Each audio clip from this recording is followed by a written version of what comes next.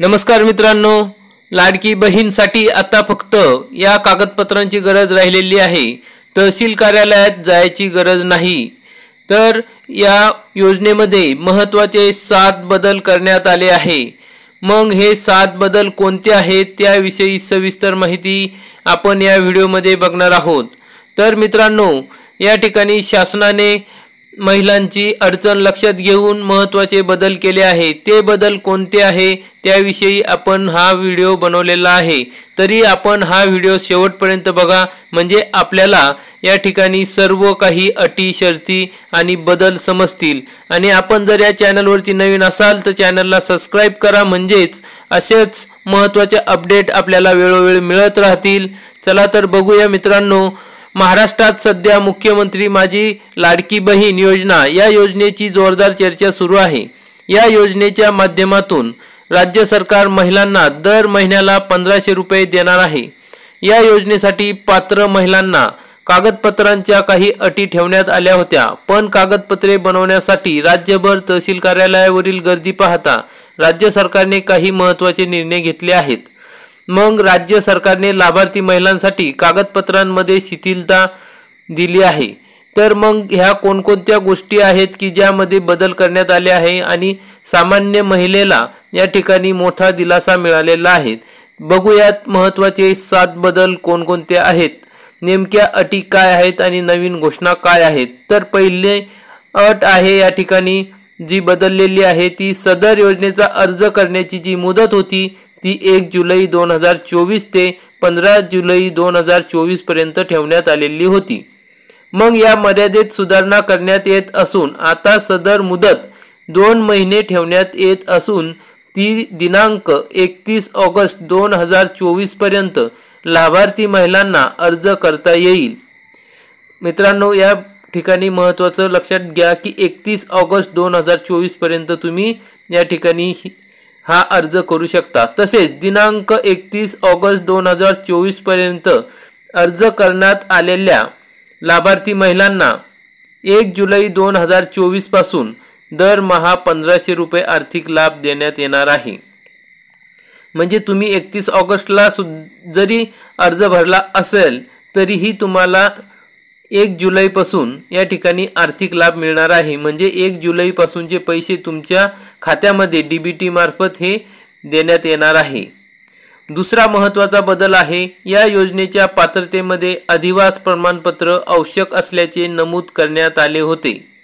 आता लाभार्थी महिलेकडे अधिवास प्रमाणपत्र उपलब्ध नसेल तर त्याऐवजी 15 वर्षापूर्वीचे रेशन कार्ड, मतदार ओळखपत्र, शाळा सोडल्याचे प्रमाणपत्र किंवा जन्मदाखला हे 4 जे कागदपत्रे आहेत त्या ओळखपत्र किंवा प्रमाणपत्र ग्राह्य धरण्यात येणार आहे।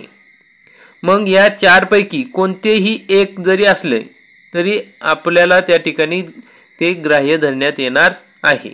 मग तिसरा महत्त्वाचा बदल आहे मित्रांनो की सदर योजनेतून 5 एकर शेतीची अट वगळण्यात आली। म्हणजे तुम्हाला या ठिकाणी शेतीची अट ठेवलीच नाही। तुमच्याकडे कितीही शेती असली आणि तुमची जर उत्पन्न 2.5 लाखाच्या आत असलं तर तुम्ही त्या योजनेसाठी या ठिकाणी पात्र आहात। ही महत्त्वाचा बदल करण्यात आला आहे। मग आधी असे झाले होते की शेती असणाऱ्यांना मिळणार नाही अशा प्रकारच्या अफवा पसरल्या होत्या, पण मित्रांनो ही अटच काढून टाकली, शेती हा विशेष ठेवला नाही। त्यामुळे प्रत्येक महिला या ठिकाणी अर्ज करू शकणार आहे। मग सदर योजनेत लाभार्थी महिलांचा वयोगट 21 ते 60 वर्ष वयोगटाऐवजी 21 ते 65 वर्ष वयोगट करण्यात येत आहे।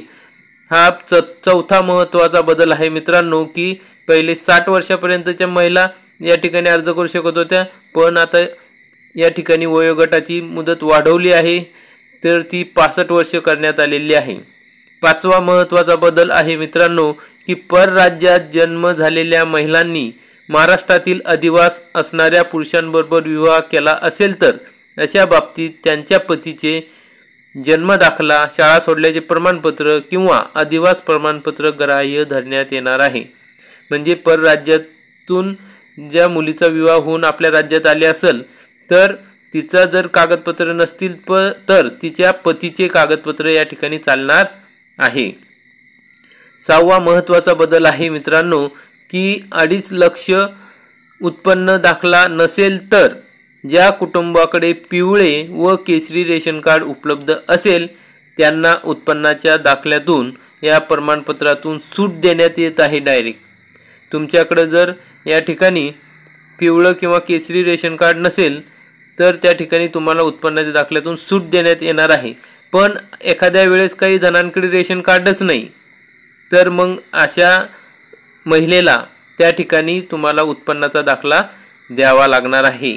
म्हणजे रेशन कार्डची जी मुदत आहे किंवा जे अट आहे ती सुद्धा या ठिकाणी रद्द करण्यात आली आहे। म्हणजे तुमच्याकडे पिवळं आणि केशरी रेशन कार्ड आहे तर तुम्ही त्या ठिकाणी पात्र आहात, पण तुमच्याकडे केशरी किंवा पिवळं कुठलंही रेशन कार्ड नाही आहे तर या ठिकाणी तुम्हाला उत्पन्नाचा दाखला दिला तर त्या ठिकाणी तुम्ही म्हणजे हा उत्पन्नाचा दाखला प्रमाणपत्र कोणासाठी आहे, मग ज्यांच्याकडे रेशन कार्ड नाही त्यांच्यासाठीच असणार आहे।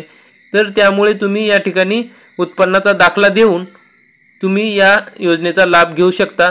अनेक कमेंट आल्या की जर आमच्याकडे रेशन कार्डच नाही तर मग काय करायचं, तर या ठिकाणी आता सरकारने सोपा पर्याय उपलब्ध करून दिला आहे। रेशन कार्ड नसले तरी उत्पन्नाचा दाखला दिला तर तुम्हाला याचा लाभ मिळणार आहे।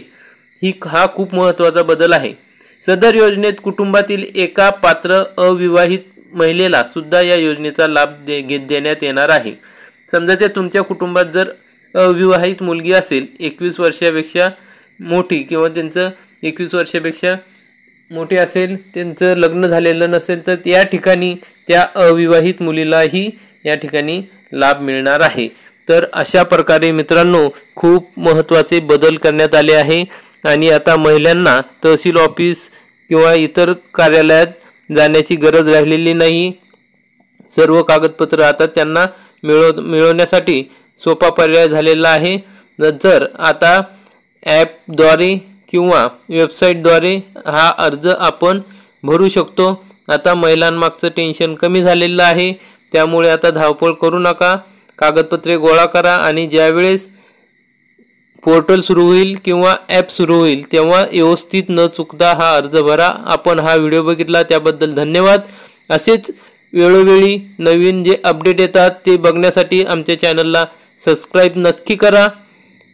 धन्यवाद मित्रांनो, हा व्हिडिओ इतरांना मात्र जरूर शेअर करा, म्हणजे ही महत्त्वाची माहिती सर्वसामान्य महिला भगिनींपर्यंत पोहोचावी हाच आमचा हेतू आहे। सर्वांना याचा फायदा व्हावा। धन्यवाद।